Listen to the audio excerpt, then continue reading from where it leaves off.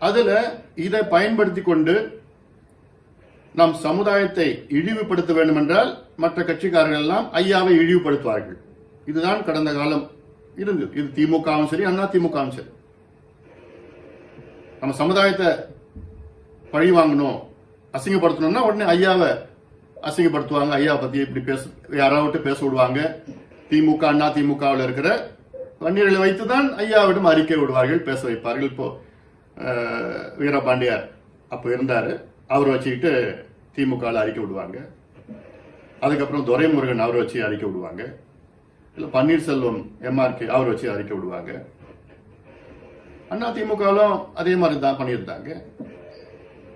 ஆனாலும் இந்த கட்சியில் உள்ள நம் மக்கள் எல்லாம் அவங்க எல்லாம் தனிப்பட்ட முறையில் என்ன சொல்றாங்க, என்ன சொல்லுவாங்க என்கிட்ட சொல்றதுல, ஐயா இல்லைன்னா எங்களுக்கு மான மரியாதை அந்த கட்சியில கிடைக்காது. இந்த கட்சியில எங்களுக்கு கொஞ்சம் மான மரியாதை பதவி இருக்குன்னா அது ஐயாவில தான் அப்படின்னு பல தலைவர்கள் என்னிடம் நேரடியாக சொல்லியிருக்கிறாங்க. இது உண்மைதான். இன்னைக்கு ஐயா 40 ஆண்டு காலம் பொது வாழ்க்கையில கடந்து வந்து ஒரு தன்னலமற்ற பதவி வேண்டாம், பொறுப்பு வேண்டாம், தலைவரோ எதுவும் வேண்டாம், யாராவது அப்படி இருக்கிறாங்களா? ஐயா 81 வயது. இன்னைக்கு தமிழ்நாட்டில் மிக மூத்த அரசியல் தலைவர். இது மோடி அவர்கள் சொன்ன வார்த்தைகளும், one of the most senior politicians in this country, இந்தியாவிலேயே நம்மளுடைய பிரதமர் சொல்றாரு. அந்த அளவுக்கு ஐயா எது சொன்னாலும் அவர் ஐயா தீர்க்கதரிசி, தொலைநோக்கு பார்வை. அந்த தொலைநோக்கு என்பது சாதாரண தொலைநோக்கு இல்லை. மற்ற கட்சிகள்லாம் என்னன்னு தெரியாதது ஐயா அவர்கள் அடுத்து 20 ஆண்டுகள், அடுத்து 50 ஆண்டுகள், அடுத்து 100 ஆண்டுகள் நடக்கும்னா நடக்கும். இப்படி ஒரு தலைவர் அவர்கள் தலைமையில நாம் எல்லோரும் இருக்கின்றோம். ஐயா அவர்கள் காலத்திலேயே நாம் பல சாதனைகளை செய்து வருகின்றோம், இன்னும் செய்ய இருக்கின்றோம். இப்ப நம்முடைய வன்னியர் சங்கம் தலைவர் அண்ணன் பூத்த அருள்மொழி அவர்கள் சொன்னார், வன்னியர் சங்கத்துடைய நோக்கம் அன்புமணி அவர்களை முதலமைச்சர் ஆக்குவது என்று. என்னை பொறுத்த வரைக்கும் அது கிடையாது. வன்னியர் சங்கத்துடைய நோக்கம் நமக்கு குறைந்தது 15 விழுக்காடு எம்பிசியிலே நமக்கு உள் ஒதுக்கீடு வாங்குவது இன்றைய சூழலில். அடுத்தது சமூக முன்னேற்ற சங்கத்தின் நோக்கம் நம் பிள்ளைகளை நன்றாக பயிற்சி கொடுத்து நம் சமுதாயத்தில் IAS, IPS நீதிபதிகள், உயர்நீதிமன்றம், உச்ச நீதிமன்றம், உலகளவிலே அதிக அதிகாரிகள், இது போன்ற நம் சமுதாயத்திலே பயிற்சி கொடுத்து அவர்களை உருவாக்குவது சமூக முன்னேற்ற சங்கத்தினுடைய வேலை. அதனால்தான் இதெல்லாம் நம்முடைய லட்சியங்களாக நாம் நினைத்து அது பயணித்துக் கொண்டிருக்கின்றோம். இதுக்கு ஏதுவாக கட்சி மற்ற அமைப்புகள் எல்லாம் இருக்கிறது. சில பேர் என்கிட்ட கேட்பாங்க, இது என்ன கட்சி, ஜாதி கட்சியா, பாட்டாளி கட்சி ஜாதி கட்சியா? நான் பல கூட்டத்தில் சொல்லியிருக்கிறேன், இது வன்னியர் சங்கத்துல இருந்து தொடங்கினது. அடித்தளம் வன்னியர் சங்கம் இருக்கு. இப்போ பிஜேபின்னு பாத்தீங்கன்னா RSS தான் அடித்தளம். RSS அடித்தளம் வச்சுக்கிட்டு இன்னைக்கு பிஜேபி இன்னைக்கு இந்தியாவை ஆளுங்கட்சியா இருக்கு. அதே போல பாட்டாளி கட்சி வன்னியர் சங்கத்திலிருந்து தொடங்கி அதுல அடித்தளமா இருந்து இன்னைக்கு எல்லா சமுதாயம் இருக்கிறாங்க. கட்சி தலைவர் ஒரு சமுதாயம், பொருளாளர் ஒரு சமுதாயம், பொதுச் செயலாளர் ஒரு சமுதாயம், மாநில துணை பொதுச் செயலாளர், எல்லா தமிழ்நாட்டில் 540 சமுதாயங்கள்ல எல்லாமே நிர்வாகிகள் நம்ம கட்சியில இருக்கிறாங்க. சமூக நீதியா தொடங்கப்பட்ட கட்சி நமக்கு. இன்னைக்கு சில பேர் ஐயாவுடைய சமூக நீதி கொள்கையிலேயே கேள்விக்குறியா, அவர் கேள்வி கேட்கின்ற அளவுக்கு ஏதோ வந்தது பேசிக் கொண்டிருக்கின்றார்கள். இது கரோனா காலம், நாம் மேடை போட்டு பேச முடியாத ஒரு சூழல். அதே போன்று நமக்கு நம் வளர்ச்சிக்கு மிக பெரிய ஒரு பாதகமாக இருப்பது தமிழ்நாட்டினுடைய ஊடகங்கள். அதனால்தான் சமூக ஊடகம் இது ஒரு நம்முடைய மிகப்பெரிய ஒரு அடித்தளமாக நாம் கருதி நம் மக்கள் மத்தியிலே நாம் செல்ல முயற்சி செய்து வருகின்றோம். இதுக்கு சமூக ஊடக பேரவை மிகப்பெரிய உதவியாக இருக்கிறது. மற்ற ஊடகங்கள்லாம் ஏதோ நம்ம வந்துட்டோம்னா அதுக்கப்புறம் நம்ம தொடர்ந்து இருந்துடுவோம், மற்ற சமுதாயத்துக்கு ஏதோ பண்ணிடுவோம், அந்த ஒரு பயத்துல இருக்கிறாங்க. யாரோனா வரலாம், நம்ம வந்துடக்கூடாது. நமக்கு எல்லா திறமை இருந்து, எல்லா தகுதி இருந்து, எல்லா தொலைநோக்கு பார்வை, எல்லா சிந்தனை எல்லாம் இருந்தும் இவங்க வந்துடக்கூடாது அப்படின்னு ஒரு குறுகிய கண்ணோட்டம் நான் நிறைய பார்த்துட்டேன், ஊடகத்துல பார்த்துட்டேன், மற்ற கட்சியில எல்லா அதிகாரிகள் எல்லாம் பார்த்துருக்கேன். நம்ம வந்தா எல்லாருக்கும் தான் தமிழ்நாடு செய்ய போறோம். இப்போ தமிழ்நாடு ஏன் முன்னேற போகுது? எப்படி முன்னேறும்? சமூக நீதி எப்படி இருக்கும்? பின்தங்கிய சமுதாயங்கள் எல்லாம் முன்னுக்கு வரணும். அது எந்த சமுதாயம் இருந்தாலும் சரி, கீழே எந்தெந்த சமுதாயம் எல்லாத்தையும் முன்னேற்றணும். அதுதான் சமூக நீதி. ஆனா தமிழ்நாட்டு நிலை இல்லை. தந்தை பெரியார் அவர்கள் திராவிட இயக்கத்தை தொடங்கிய காரணமே என்னன்னா, பார்ப்பனர்கள் பிராமணர்களை எதிர்த்துதான் இந்த இயக்கத்தை தொடங்கினார். ஏன்னா அவங்களோட ஆதிக்கம் அதிகமா இருந்ததுனால. ஆனா அவர் தொடங்கிய உடைய நோக்கமே பாத்தீங்கன்னா, பிராமணர்கள் பதிலாக இன்று பிராமணர் அல்லாத மேல் சமுதாயத்தினர் தான் அந்த ஆக்கிரமிப்பு. அது 3 சமுதாயங்கள், பெரிய முக்கியமான சமுதாயம், ரெட்டியாரு, நாயுடு, முதலியார். வெளிப்படையா நம்ம பேசலாம், இதுல மறைக்கிறது ஒண்ணுமே கிடையாது. பிராமணர்கள் கிட்ட இருந்து இவங்க 3 பேர்கிட்டையும் போயிடுச்சு. ஆனா யார்கிட்ட போயிருக்கணும்? கீழே இருக்கிற மக்கள், வன்னியர்களா இருந்தாலும் சரி, இல்ல தாழ்த்தப்பட்ட மக்களா இருந்தாலும் சரி, இது எல்லாமே எல்லாத்தையும் அதிகாரம் வந்திருக்கணும் எல்லாம். ஆனா வரல. ஏன்னா நம்ம காலங்காலமா நம்ம அடக்கப்பட்டு ஒடுக்கப்பட்டு இன்னும் அடிமையாக தான் இருக்கிறோம். கொடி பிடிக்கிறோம், கோஷம் போடுறது, போஸ்ட் அடிக்கிறது, ஓட்டு போடுறது, அவ்வளவுதான் நம்ம வேலை. இதுல எனக்கு ரொம்ப ரொம்ப வலிக்கிறது என்னன்னா, இதுல நம்ம பிள்ளைங்க, நம்ம ஆளுங்க, காக்கை வன்னியர்கள் இருக்காங்க, சந்தர்ப்பவாதிகள் சூழல் பயன்படுத்திட்டு அவங்க கிட்ட ஒரு 50,000 ரூபாய் கொடுத்தா போதும், 5 மணி நேரம் நம்மளை பத்தி அசிங்கமா பேசுவான், மயக்க போட்டு பேசுவான். இது வேற எந்த சமுதாயத்திலையும் யாராவது பார்த்திருக்கீங்களா? தாழ்த்தப்பட்ட சமுதாயத்துல எவ்வளவு தலைவர்கள் இருக்கிறாங்க. இதுல இது வரைக்கும் ஒரு தாழ்த்தப்பட்ட சமுதாய தலைவர் மற்ற ஒரு தாழ்த்தப்பட்ட சமுதாய தலைவரை பற்றி ஒரு வார்த்தை, நான் ஒரு வரி கூட சொல்ல, ஒரு வார்த்தை தவறா சொல்லியிருக்காங்களா? யார் இருந்தாலும், எப்படி இருந்தாலும், எந்த அமைப்புல, எந்த கூட்டணியில் இருந்தாலும், இல்ல ஒரு கவுண்டர் சமுதாயத்தை இன்னொரு கவுண்டரை பத்தி பேசியிருக்காரா? இல்ல நாடார் சமுதாயத்தில் எவ்வளவு தலைவர்கள் இருக்காங்க, மற்ற தலைவர்களை பத்தி பேசியிருக்காங்களா? ரெட்டியார் பத்தி பேசுறேன், நாயுடு, எவ்வளவு அமைப்புகள் இருக்கிறாங்க. ஆனா ஒரே ஒரு சமுதாயம் நம்ம மக்கள் தான். 50,000 ரூபாய் கொடு, ஏன் 50,000 ரூபாய் 5,000 ரூபாய் கொடு, மேடையில 1 மணி நேரம் பேசுவான் ஐயா பத்தி. ஐயா அந்த பரம்பரையில 3 பரம்பரைக்கு முன்னாடி பேசுவான், ஐயா பத்தி பேசுவான். அதான் அப்போ என்ன நோக்கம்? ஏன்னா அவனுக்கு தெரிஞ்சு போச்சு, மற்ற கட்சிக்காரங்க தெரிஞ்சு போச்சு, இந்த சமுதாயத்தினுடைய சாதகம் என்ன, நம்முடைய பலம். பாதகம் என்ன, நம்முடைய பலவீனம் என்ன? ஒற்றுமை இல்லாததுதான். அதாவது நம்ம இங்க இருந்து தான் இருக்கு, இங்க நம்ம யோசிக்கிறது இல்லை. அதனாலதான் அதை பயன்படுத்திக்கிறான். இங்க யோசிக்கல, அது பயன்படுத்திக்கிறான். ஓஹோ, சும்மா ஒரு போடு, கொளுத்தி போட்டா போதும், அது பத்திக்கும். ஏன்னா நம்ம ஆளுங்க உடனே அப்படியே கோவமா, ஐயோ இப்படியா, எப்படி அவன் சொல்லுவான், அதை யோசிக்க போறது இல்லை. யார் பண்ணா? இப்போ சாதாரணமா இப்போ சோசியல் மீடியால பண்ணிட்டு போயிடுறான். அவன் டிஸ்பிளே பிக்சர் டிபி யார் வைக்கிறான்? ஐயா படம் வைக்கிறான், இல்ல என் படம் வைக்கிறான், இல்ல வன்னியர் சங்க அக்னி கொண்டு வைக்கிறான். வச்சுக்கிட்டு இது போன்ற கருத்து யார் பண்றது? இதெல்லாம் மற்ற அமைப்புகளை சார்ந்தவர்கள் வேணுமே. ஆனா நம்ம பிள்ளைங்களுக்கு அது தெரியாது. ஓஹோ, அது ஐயா படம் வச்சிருக்கானே, அப்போ நம்ம கட்சிக்காரனா இருப்பான், இவன் மாதிரி கருத்து போடுறான்.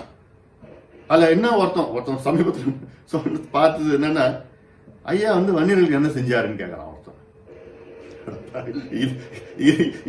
இதோட என்ன அவன் என்னன்னா, அவன் டிஸ்பிளே பிக்சர் பார்த்து அக்னி கொண்டு வச்சுட்டு, அப்போ இவ்வளோ ஒரு திருட்டுத்தனமா பேடித்தனமான செயல்கள் எல்லாம் ஈடுபட்டு இருக்கிறாங்க சில அமைப்புகள்லாம் இருக்கிறாங்க. நம்ம எதிரிகள், நம்ம யாரு நண்பர்கள், நம்ம யார் எதிரிகள், நம்ம முதல்ல கண்டறியணும்.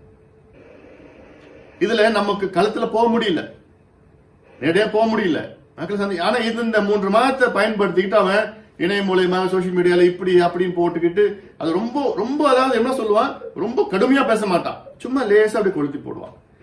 ரொம்ப கடுமையா பேசுனா நம்ம தெரிஞ்சிடும் சொல்லிட்டு லேசா அப்படி போட்டு அப்படியே. சமீபத்துல என்ன பத்தியும் சொன்னாங்க, நான் அமைச்சரா இருந்தப்போ ஏன் 27 விழுக்காடு ஆல் இண்டியா கோட்டா MBBSல கொண்டு வரல. அப்புறம் இதுக்கு நான் விளக்கம் சொல்லி எல்லாம் இணையம் மூலமா வீடியோ எல்லாம் எவ்வளவு நம்ம சரித்திரம் என்னென்ன இடஒதுக்கீடு சரித்திரமை சுதந்திரத்துக்கு முன்பு இருந்து என்ன, இப்ப என்னைக்கு எல்லாமே நம்ம சொல்லி, அப்புறம் இப்ப அப்படியே அமைதியாயிடுச்சு. 27 விழுக்காடு அந்த ஓபிசி ரிசர்வேஷன் கொண்டு வந்தது ஐயா தான். அது கல்வி நிலையங்கள், மத்திய அரசு கல்வி நிலையங்கள்ல.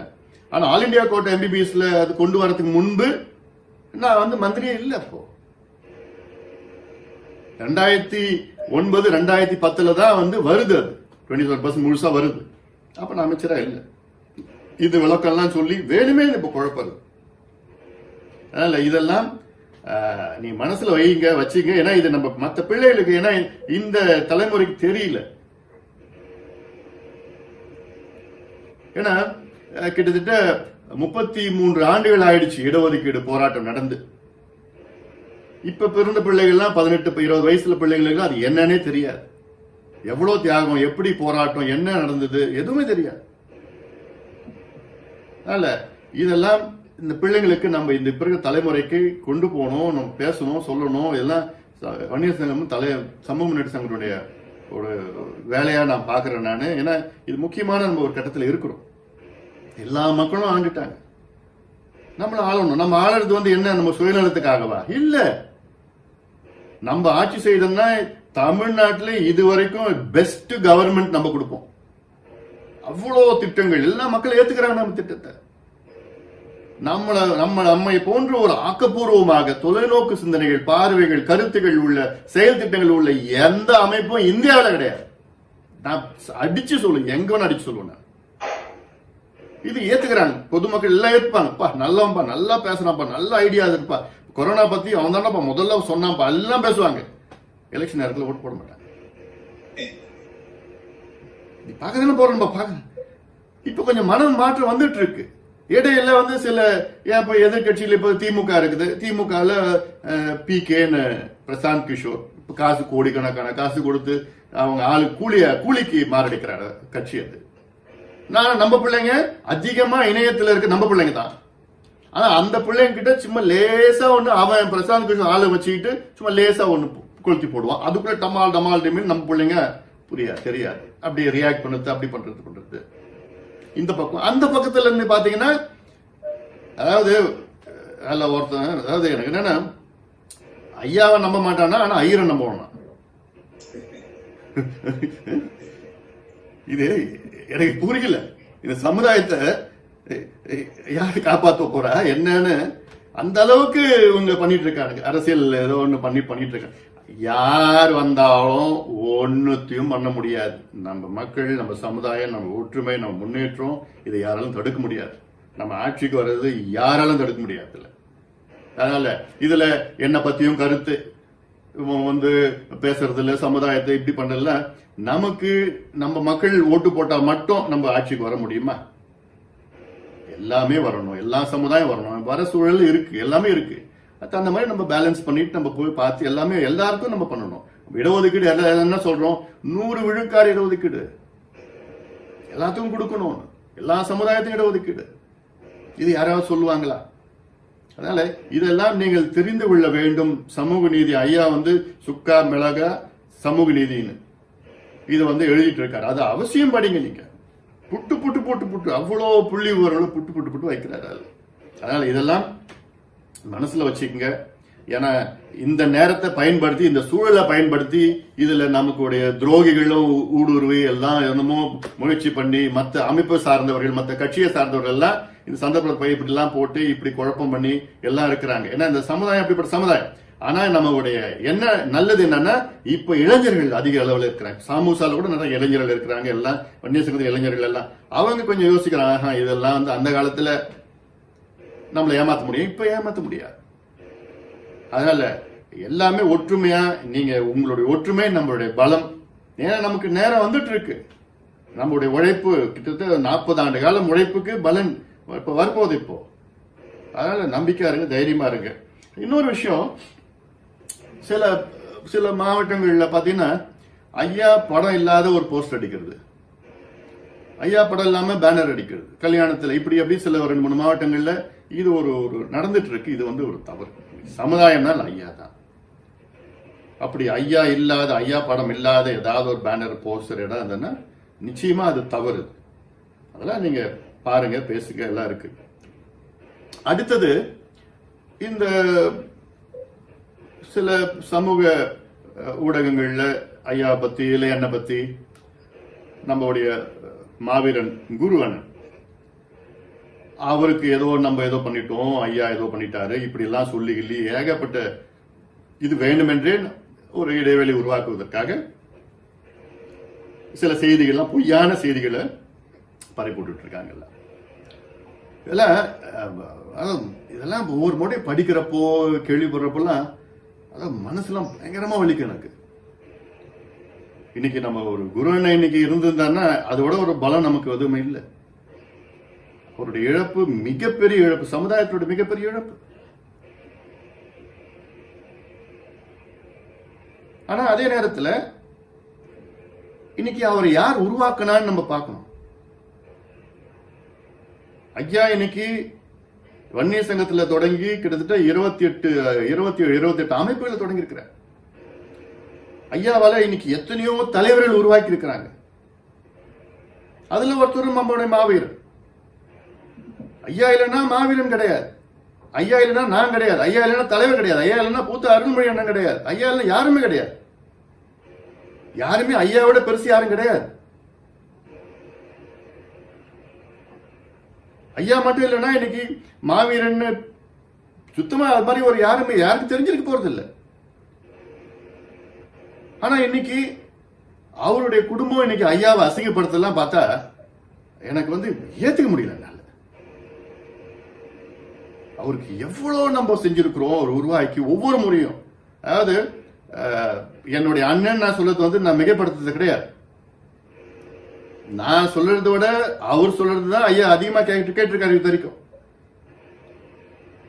அவருக்கு எதனா உடனே ஐயா துடிச்சிடுவார்.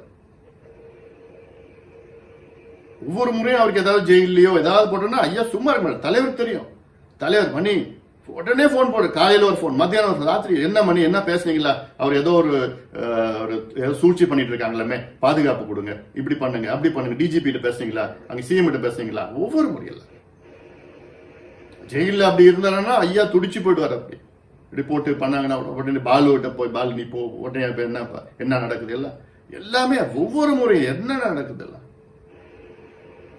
அதே நேரத்தில் ஐயானா மாவீரனுக்கு உயிர், அதுல ரெண்டு பேருக்கும் மாற்று கருத்து கிடையாது. இப்போ அந்த குடும்பம் நம்மள ஐயாவை பத்தி பேசுறதுலாம் இது நான் சொல்லக்கூடாது, அவ்வளவுதான். என்ன சில எவ்வளவு நம்ம பண்ணி இது வெளியில சொல்லக்கூடாது. ஆனா இவ்வளவு நாளா எனக்கு ஒரு மன உளைச்சல் நான் இருக்கிறேன். நான் என்னடா நம்ம இவ்வளவு நம்ம பண்ணிருக்கிறோம், உண்மையா பண்ணிருக்கிறோம், உண்மையா நம்ம செஞ்சிருக்கிறோம். இவங்க விளம்பரத்துக்காக பணத்துக்காக காசுக்காக என்ன வேணா பண்ணுவோம் பேசுவாங்க. அதுவும் அவருடைய பிரச்சனை அது நம்ம சரியா நம்ம குணப்படுத்தலையோ நம்ம பார்த்துக்கலையா, இதெல்லாம் இவ்வளவு கருத்துக்கள் இன்டர்ஸ்டிஷியல் லங் டிசீஸ் இது அப்ப வந்ததுல இதை பத்தி நான் கூட்டத்தில் கூட சொல்லியிருக்கேன். எவ்வளவு நம்ம பாதுகாப்பா எவ்வளவு நம்ம சொல்லியிருக்கிறோம், கண்டுபிடிச்சு இப்படி இருக்கணும் அப்படி இருக்கணும் கேட்கல. சிங்கப்பூர் கூட்டிட்டு போனோம்னா எவ்வளவு நான் முயற்சி பண்ணேன். நான் பாஸ்போர்ட் கூட நான் எடுத்து கொடுத்தேன். அதுல என்னன்னா அதுல அந்த எவனோ ஒருத்தன் சொல்றான் பாஸ்போர்ட் ஏற்கனவே வச்சிருந்தாரு. பாஸ்போர்ட் ஒரு வாட்டி வாங்கினா நிரந்தரமா கிடையாது. பாஸ்போர்ட் வாங்கினா 10 வருஷம் தான். 10 வருஷத்துக்கு ஒரு வாட்டி புதுப்பிக்கணும். பாஸ்போர்ட் எக்ஸ்பயர் ஆயிடுச்சு. அதுக்கப்புறம் இவர் மேல குண்டாஸ் என்எஸ்சி ஏகப்பட்ட கேஸ் இருந்ததுனால ரிஜெக்ட் பண்ணிட்டாங்க. ஒரு முறையில் நிறைய முறை ரிஜெக்ட் பண்ணிட்டாங்க. நான் எங்க ரீஜனல் பாஸ்போர்ட் ஆஃபீஸ் நமக்கு தெரிஞ்சவர், அவர்கிட்ட பேசி அவரு ரிஸ்க் எடுத்து சொல்றாரு, ரிஸ்க் எடுத்து நான் பண்றேன். கலெக்டர்கிட்ட நான் பேசி, எஸ்பி கிட்ட பேசி, அங்க இடத்துல பேசி ரினியூ பண்றாங்க பாஸ்போர்ட். எதுக்கு? சிங்கப்பூர் கூட்டிட்டு வரல. எத்தனை எல்லாருக்கும் தெரியும். கூப்பிட்டு நான் மட்டும் அங்க கூட்டிட்டு போய் அங்க சிங்கப்பூர் போறதுக்கு கூட்டிட்டு போயிட்டு அங்க அப்படி கூட்டிட்டு போயிருந்தேன்னா அவர் ஒத்துக்கிட்டாருன்னா அன்னைக்கே இன்னொரு கண்டுபிடிச்சிடலாம். இந்த மாதிரி இந்த வியாதியோட தன்மை கண்டுபிடிச்சிருக்கேன். திடீர்னு எனக்கு தெரியாமலே போய் இந்த மோகன் காமேஷன் ஹாஸ்பிட்டல் அங்க போய் அட்மிட் ஆகி இங்க ஆபரேஷன் சொல்ல கூட இல்லை. எனக்கு ரொம்ப ஷாக். ஐயாவுக்கும் தெரியாது. என்னன்னா ஆப்ரேஷன் பண்ணிட்டேன்னு போய் பார்த்தா அப்படியே இல்லை. ஏன்னா நிறைய இதை சொல்லக்கூடாது. அப்போலோவில் இருக்கிறப்போலாம் இது அதுக்கு முன்பு நான் எத்தனையோ முறை நான் அவரோட சொல்லியிருக்கேன். நான் இது வந்து லங் டிரான்ஸ்பிளான்ட் பண்ணணும்னு. நான் மட்டும் இல்லை, ஐயா எத்தனையோ முறை குரு இது பண்ணாதான் சரியா வரும் இல்லை சரிங்க ஐயா நான் பார்க்குறேன் ஐயா நான் சொல்கிறேன் ஐயா. ஆர்ஜி கோவிந்தசாமி டாக்டர் இருக்கார், அவர் எத்தனையோ முறை சொல்லியிருக்கிறார். கலைக்கோன்னு ஒரு டாக்டர் இருக்காப்புல, அந்த டாக்டரும் சொல்லியிருக்கேன். இப்போ என்ன பதிவு என்னை பற்றி பதிவுலாம் அதை தவறாக போட்டுட்டு இருக்காப்புல. அவரை பல்பு சொல்லிட்டு ஆர்ஜிட்டெல்லாம் ஆர்ஜி வேற ஏதாவது வந்து பேசுங்கன்னா வாங்க, இதுக்கு வராதிங்க. நான் எத்தனையோ முறை போய் பேசி ஏன் இப்படி அவர் நினைச்சிட்டாருன்னா இப்பதான் எனக்கு தெரியுது என்னன்னா, அதுக்கப்புறம் தெரியுதுன்னா அவருடைய குடும்பத்துல வந்து அந்த ஒரு பையன் ஒருத்தர் இருக்கிறான், மனோஜன் ஒருத்தர் இருக்கிறான், அந்த நர்ஸ் ஒன்று இருக்குது. இவங்க தான் வந்து அவரை குழப்பி அவரை வேண்டாம், நீங்க வந்து டிரான்ஸ்பிளான்ட் லங் டிரான்ஸ்பிளான்ட் பண்ணிட்டா நீங்க வந்து உடனே ஒரு வாரத்துல இதுவாயிடும், ஒரு மாசத்துல இதுவாயிடும், 2 மாசத்துல இதுவாயிடும், இப்படி அவரை திருப்பி சொல்லியே அவரை வந்து தடுத்துட்டாங்க. இதுல இன்ஃபேக்ட் நல்லி யுவராஜ் இருக்கார், அவர் ரங்கநாதன் ஒரு இன்னொரு பல்மனாலஜிஸ்ட், ராஜ்பீர் சிங் அப்போலோல ஐயா ஏற்பாடு பண்ணதெல்லாம் ஒரு முறையும் அட்மிட் பண்ணி எல்லாமே செலவு தான் ஐயா தான். ஒரு பைசா கூட அவர்கிட்ட யாரும் வாங்க, எல்லா செலவும் எத்தனைக்கும் செலவு தான் ஐயா தான் பண்ணிட்டு இருந்தார். ரங்கநாதன் டாக்டர் அவர் பண்ணணும், அவர்கிட்டயும் கூட்டிட்டு போனாங்க. அவரு என்ன சொன்னாரு, டிரான்ஸ்பிளான்ட் பண்ணணும், நல்லா இருக்கிறாரு, இப்போ நல்லா பண்ணா கரெக்டா இருக்கும், இன்ஃபெக்ஷன் ஆயிடுச்சுன்னா அப்ப டிரான்ஸ்பிளான்ட் பண்ண முடியாது. எல்லாத்தையும் நான் தயார் பண்ணி வச்சிருந்தேன். டாக்டர் சாய் சதீஷ் அப்போலோ இருக்கிறார், அவர் வந்து மீறி அவர் கார்டியாலஜிஸ்ட், அவருடைய குருவண்ணனுடைய கார்டியாலஜிஸ்ட், அவர் பார்த்துட்டு இருக்கு. அவரும் எல்லாம் ரெடி பண்ணி எல்லாம் பண்ணி அந்த மனோஜுக்கு மெசேஜ் பண்றாரு, இது மாதிரி ரெடியா இருக்கு பண்ணலான்னா, இல்ல திருப்பி மெசேஜ் பண்றான் அந்த பையன், ஃபேமிலி ஒத்துக்கல. ஏன்னா இதெல்லாம் நம்ம வெளியே சொல்ல முடியல. இது இப்போ நமக்குள்ள இருக்கு பேசிட்டு இருந்தால நான் சொல்றேன், நான் உங்ககிட்ட சொல்லிட்டு இருக்கேன். ஃபேமிலி ஒத்துக்கலையா? எந்த ஃபேமிலி? இவங்க 2 பேரும் ஒத்துக்கல. ஏன்னா இவனுக்கு எதுவும் தெரியாது. அதாவது டிரான்ஸ்பிளான்ட் பண்ணா அட்லீஸ்ட் ஒரு 5 வருஷம் 7 வருஷம் இல்ல 10 வருஷம் இருக்கிறதுக்கு வாய்ப்பு ஒரு 30% 40% இருக்கு. டிரான்ஸ்பிளான்ட் பண்ணலன்னா 0%. அது வந்து அவங்க தப்பா சொல்லி வேண்டான்னு அவருக்கு பயந்துட்டாரு. டிரான்ஸ்பிளான்ட் பண்ணா இதுவாயிடும், அவருக்கு டிரான்ஸ்பிளான்ட் பண்ணலன்னா உடனே போயிடும்னு தெரியல, இன்ஃபெக்ஷன் ஆயிடுச்சுன்னா உடனே சீரியஸ் ஆயிடும்னா அது சொல்லல இவங்க. அந்த பையன் அந்த ஐயோ அந்த மாதிரி நான் ஒரு பையனை நான் எங்கேயும் பார்த்தது கிடையாது. அவ்வளோ கண்டாக்னஸ் பண்ணுவான், என்ன வேணா பேசுவான், எப்படி வேணா சொல்லுவான்.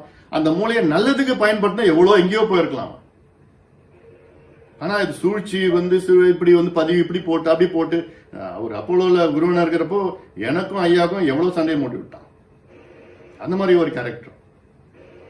அந்த பையனை இப்ப இந்த கனல்ல வச்சுக்கிட்டு என்னன்னா பாடுபடுத்திட்டு இருக்காங்க. அந்த பையன் சின்ன பையன், அவனுக்கு ஒன்றும் தெரியல.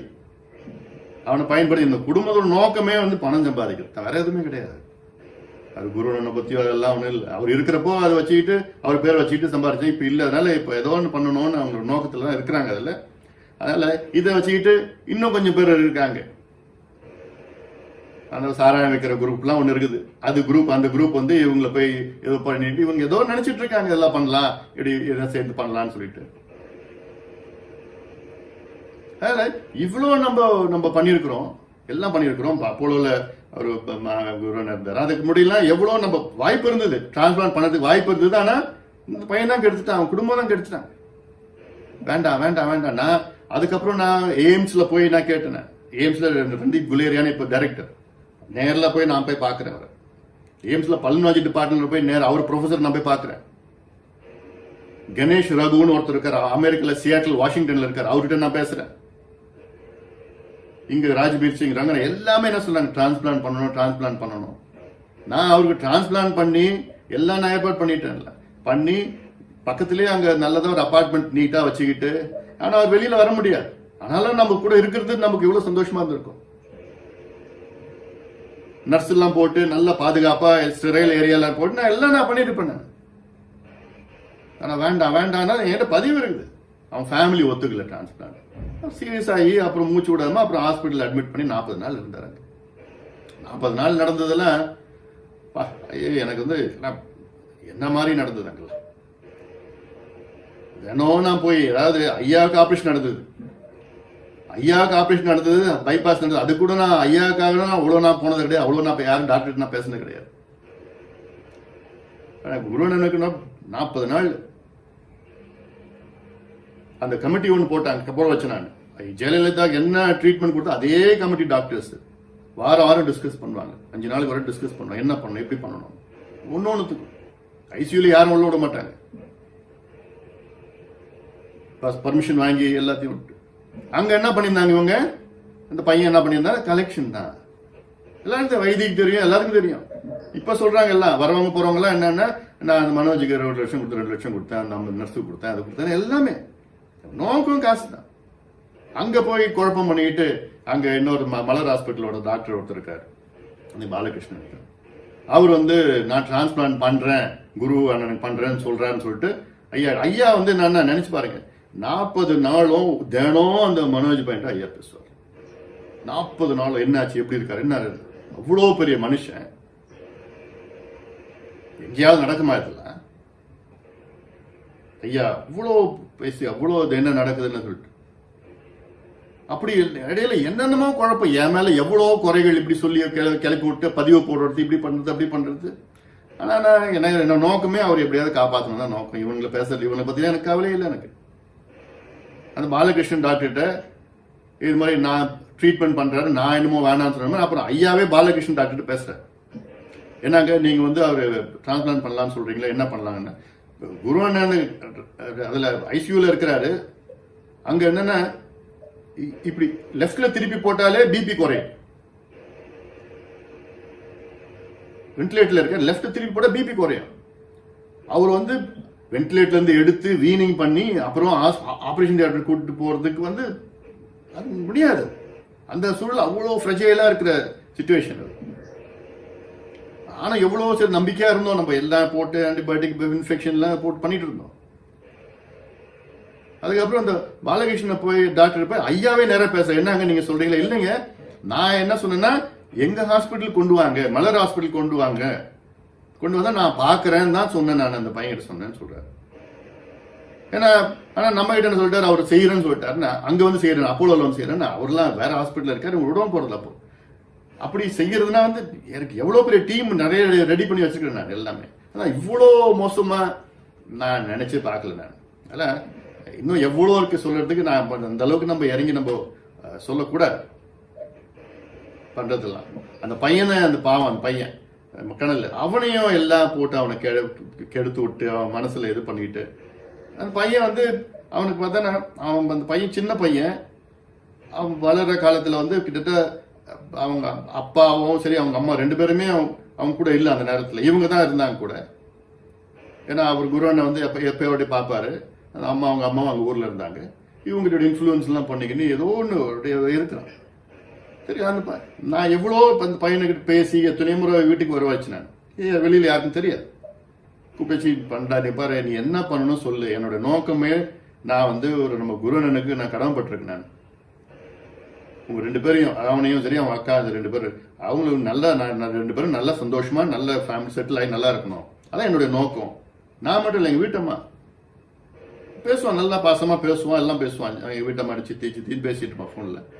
எல்லா உதவியும் நம்ம என்னென்ன படிக்கிறது வரது போறது எல்லாம். இப்போ அந்த பையன் ஸ்கூலுக்கு வேணும்னு கேட்டார், குருவனை கேட்டார் அந்த டைம்ல. இந்த நகர் ஸ்கூல் ஒன்று இருக்கு, ஐயர் ஸ்கூல். நான் என் பிள்ளைங்க கூட நான் ஒரு முறை கூட நான் ஸ்கூலுக்கு போய் உட்காந்தது கிடையாது. அவனுக்காக நான் போய் 1.5 மணி நேரம் ஸ்கூல்ல போய் உட்காந்து வெயிட் பண்ணிட்டு இருக்கேன். யாரு? அவனுக்கு அட்மிஷனுக்காக ஸ்கூல்ல. அதுக்கப்புறம் அந்த பிரின்சிபல் கிட்ட சாரின்னு கேட்டுக்கிட்டு அப்புறம் நான் ஒரு சீட் வாங்கி கொடுத்தேன். அதுக்கப்புறம் என்ன பண்ண, நான் இந்த ஸ்கூல்ல படிக்க மாட்டேன், நான் வேற ஸ்கூல்ல படிப்பேன், செட்டிநாடு ஸ்கூல்ல படிப்பேன்னு சொன்னான். செட்டிநாடு ஸ்கூல்லயே அப்புறம் அந்த 12th நான் அங்க படிக்க போறேன்னு சொன்னான். அங்க இந்த ஸ்கூல்ல இந்த டைம்ல குருவன் இப்ப இறந்ததுனால அவன் மார்க் சரியா வாங்கல. அப்புறம் நான் ஏதாவது சொல்லி ஸ்கூல்ல சொல்லி 11th மார்க் ஏதோ கொஞ்சம் பாஸ்ன்னு சொல்லிட்டு, ஏதாவது மினிமம் மார்க்ஸ் 35 போட்டு பாஸ்ன்னு சொல்லிட்டு அப்புறம் பண்ணிவிட்டேன். 12th அந்த அம்மா மீனாமுத்தை அந்த அம்மா கிட்ட போன் பண்ணி, இது மாதிரி 12th எனக்கு ரொம்ப என் தம்பி மாதிரி அந்த பையன் எனக்கு வேணும், இல்ல நாங்கள் 12th அட்மிஷன்லாம் பண்ண மாட்டோம்னு சொல்லி அதுக்கப்புறம் வேற மாதிரி அந்த அம்மா கிட்ட பேசி இது வரைக்கும் யாரும் பண்ணதே இல்லை. சரி, மண்டே அன்னைக்கு வான்னு சொன்னாங்க.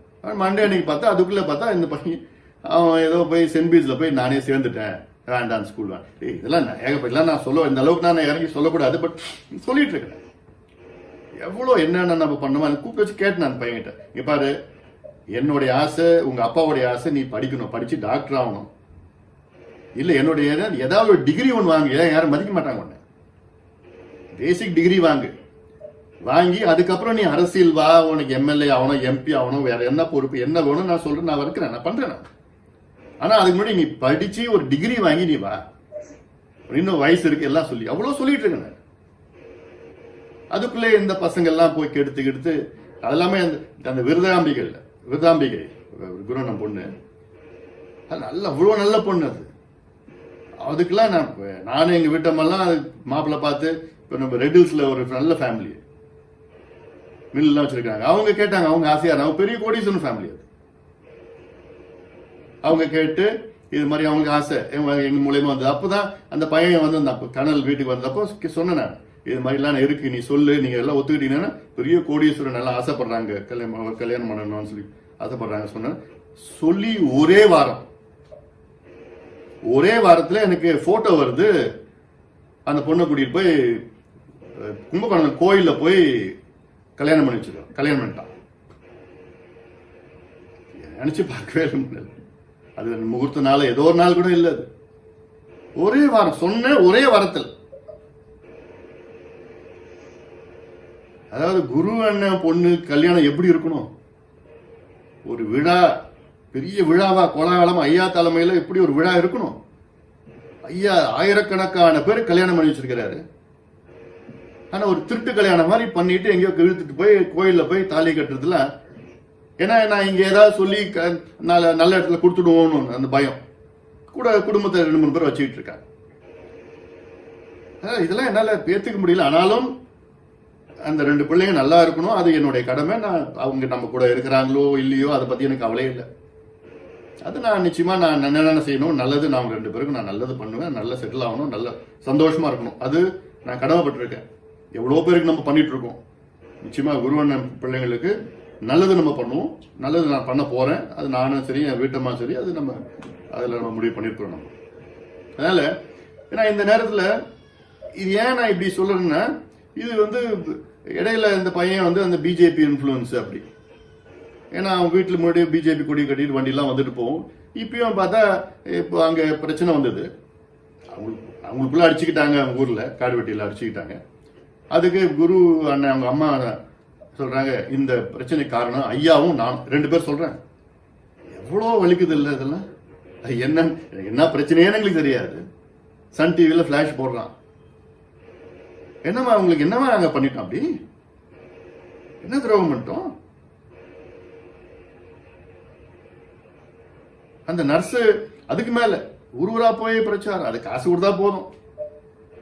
அதாவது நினைச்சு பாருங்க, தருமபுரி தொகுதியில இந்த நர்ஸும் அந்த நம்மளுடைய வீரப்பன் மனைவி முத்துலட்சுமி 2 பேரும் வந்து எனக்கு எதிர்த்து பிரச்சாரம் பண்றாங்க தருமபுரியில வந்து.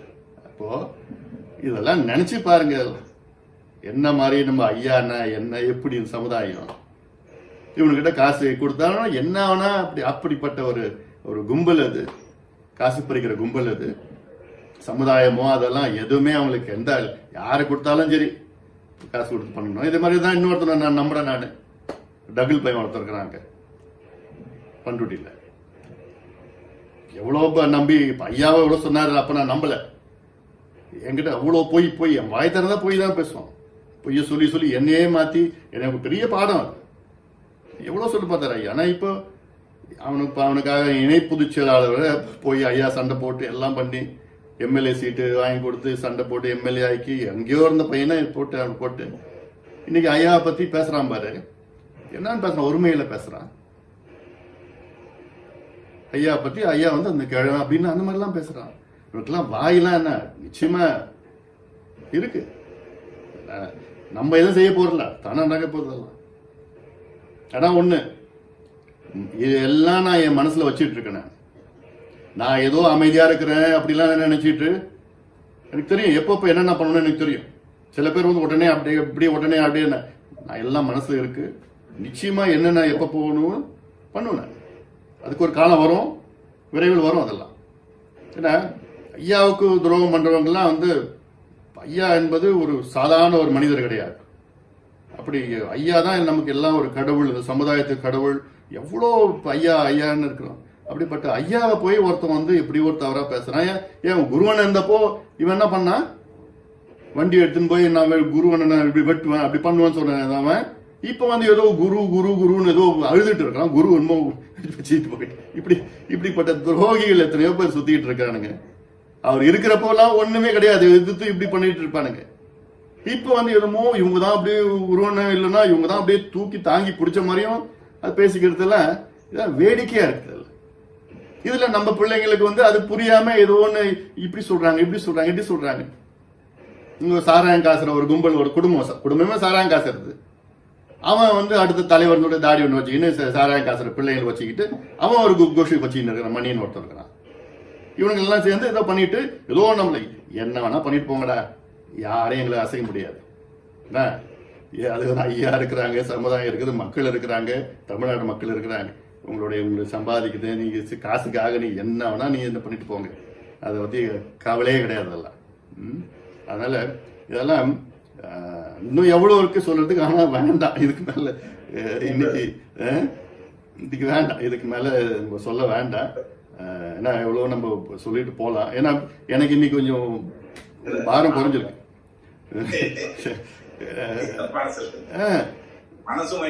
இருக்கு. ஏன்னா ஒன்னு ஒவ்வொரு முறையும் இப்படி எப்படி இப்படி அப்படின்னு என்னமோ காமிச்சுக்கிட்டு கடைசியில நம்ம என்னமோ துரோகம் பண்ண மாதிரியோ இதெல்லாம்.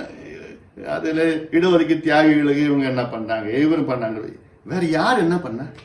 நம்ம தான் பண்ணிட்டு இருக்கோம், இன்னும் நம்ம பண்ண போறோம். ஐயா தான் பண்ணிட்டு இருக்காரு, யாரும் இல்ல. இது இது ஒண்ணு நம்ம பண்றது வந்து வெளியில சொல்லிட்டு இருக்க முடியுமா? என்னுடைய ஒரு தன்மை தன்மைன்னா என்னுடைய நான் வெளியில சொல்லிக்க மாட்டேன். உதவி பண்றதோ நம்ம என்ன பண்றதோ யாருக்கு வெளியில சொல்லிக்க மாட்டேன். ஆனா இதான் முதல் முறையா நம்ம சொல்லிட்டு இருக்கோம். ஏன்னா இப்ப நான் எதுவுமே நான் சொன்னது வந்து ஒரு 10% தான் சொல்லியிருக்கிறேன். நான் 90% நான் மனசுல வச்சிருக்கேன். நான் சொல்லல. நான் எவ்வளவு நம்ம உதவி பண்ணிருக்கோம், என்னென்னமோ பண்ணிட்டு இருக்கிறோம், அந்த குடும்பத்துக்கும் எல்லாம் நம்ம பண்ணிட்டு இருக்கோம். நம்ம அதனால இன்னொன்று வந்து சில பேர் வந்து அதுல ஒரு பதிவு வந்து குருவன் மாவீரன் வந்து அவர் இறக்குறப்போ வந்து ஒண்ணுமே இல்லை, குடிசையில இருந்தாரு, குடிசையில வாழ்ந்தாரு, ஒண்ணுமே இல்லை, சொத்து இல்லை அப்படின்னு. இந்த பையன் வந்து அந்த கல்யாணம் அவசரமா கல்யாணம் பண்ணது அந்த சொத்துக்காக தான். இன்னைக்கு குருவன் அவர் போறப்போ அவருடைய சொத்து மதிப்பு 12 கோடி.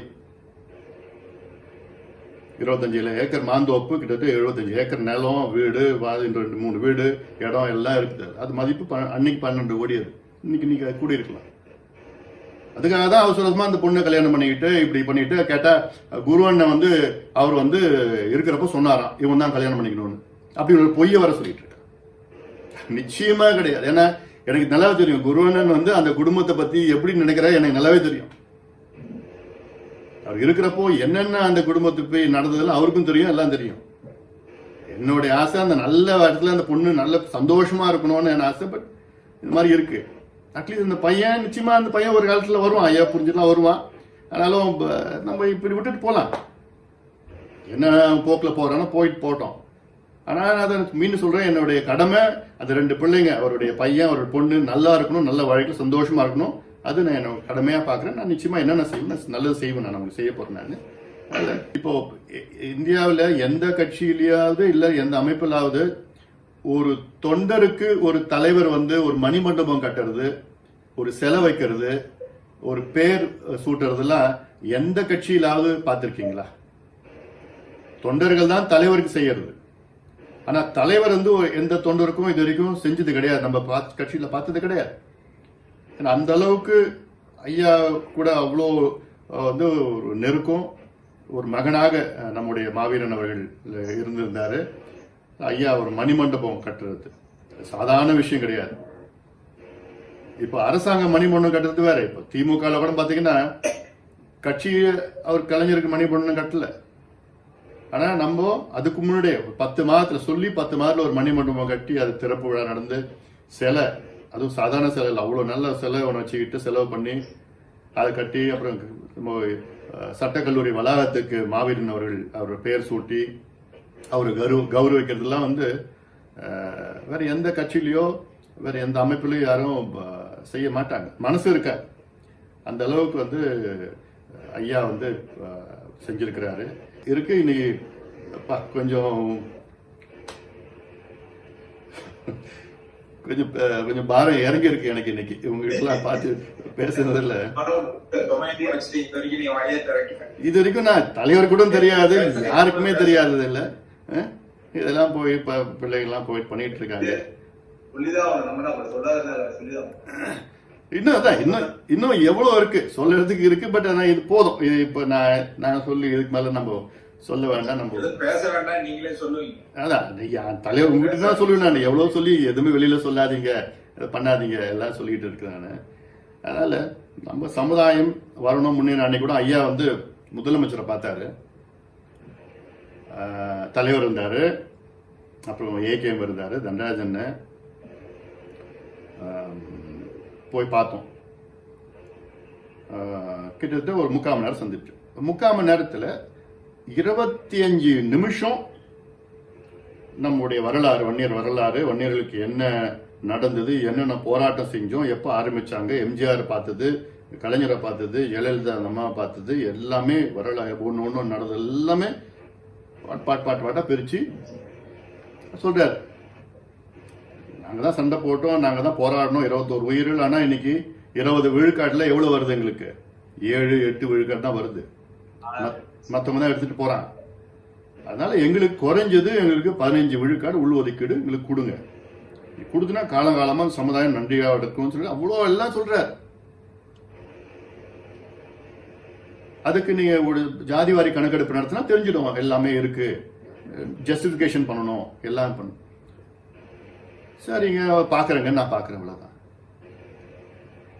அதனால நம்ம யாரையாரும் இன்னும் நம்ம கெஞ்சிட்டு இருக்கிறோம், 40 வருஷமா நம்ம அமைப்பு ஆரம்பிச்சு இன்னும் நம்ம கெஞ்சிட்டு இருக்கிறோமா? இன்னும் கெஞ்சணுமா? இன்னுமா உணர்வு வரல? எவ்வளோ நம்ம பலம் இருக்கு, மக்கள் இருக்கிறாங்க, எல்லாம் இருக்குது, தகுதி இருக்கு, திறமை இருக்கு, ஆர்வம் இருக்கு, திட்டங்கள் இருக்கு, எல்லாம் இருக்குது. ஆனாலும் இன்னும் நம்ம கெஞ்சிட்டு இருக்கோம். சிந்திச்சு பாருங்க, சிந்திங்க.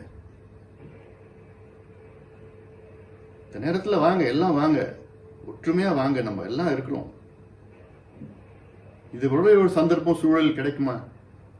இவ்வளவு வருஷமா நம்ம போராட்டம், நம்ம உழைப்பு எல்லாத்துக்கும் நம்ம பலன் வரணும் இல்ல? இதுல சில பச்சோந்திகள், சில துரோகிகள், சில காக்கை வன்னியர்கள் வருவாங்க போவாங்க. அதை பொருட்படுத்தாதீங்க, அவ்வளவுதான். அது வந்து இக்னோர் பண்ணிட்டு போயிடுங்க, அது ஒரு இஷ்யூவே கிடையாது.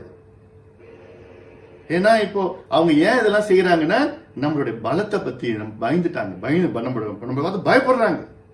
ஐயோ இவங்க வந்துருவாங்க, அவ்வளவு உடைக்கணும், பேசணும், சூழ்ச்சி, இப்படி சந்தர்ப்பம் அப்படின்னு பண்ணிட்டு இருக்கணும்.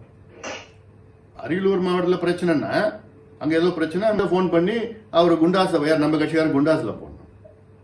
நினைச்சு பாரு, எங்க அடிச்சு எங்க வலிக்குதுன்னு, யாருக்கு வலிக்குது?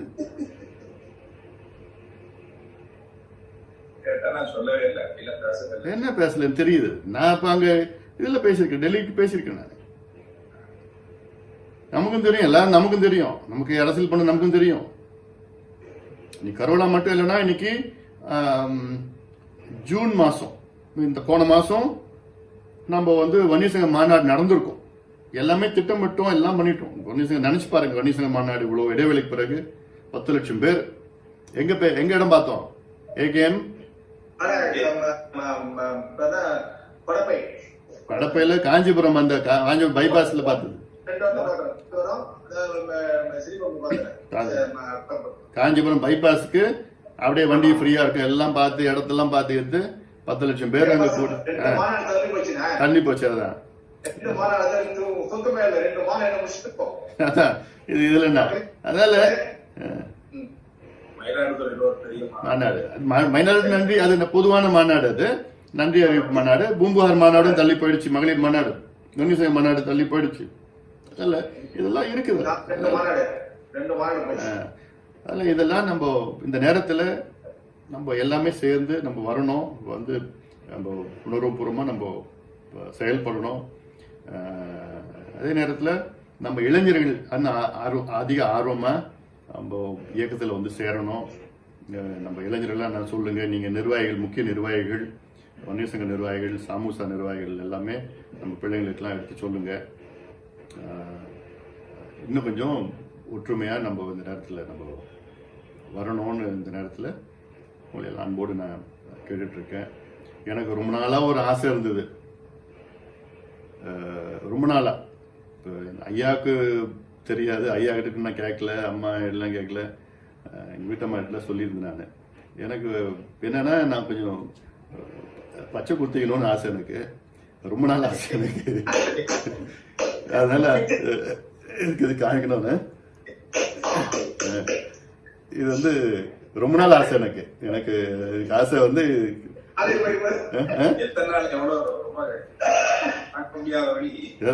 அது பாரு, வழியெல்லாம் ஒண்ணுமே கிடையாது. இது சந்தோஷம் தானே, சந்தோஷமான வழி தானே, இதெல்லாம் சந்தோஷம் இதுல. அதனால இதெல்லாம் நம்ம பிள்ளைங்களுக்கு செய்தியா நான் சொல்லிட்டு இருக்கிறேன்.